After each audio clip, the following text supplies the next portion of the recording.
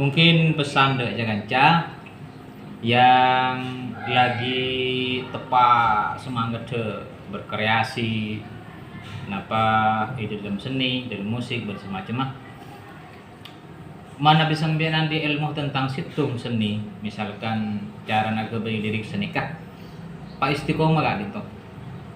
Terus asah, perdalam, bencek pernah nyale karya orang. Itu yang pertama.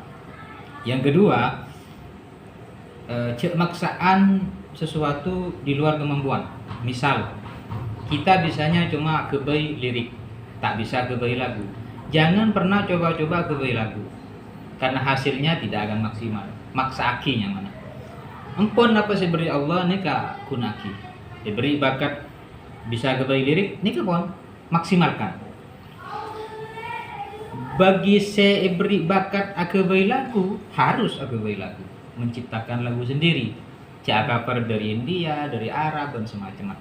Karena mun sampean andi bakat bisa kebai lagu, keng tak yang kui, berarti tak nyekoren nikmat pangeran. Walhasil tore cintai pekerjaan, pemasok ke ateh, sehingga benar-benar alaku sampean kelaban ateh nyekoren nikmat Allah. Cek sampai anian keng tero viralah, no, itu hindari.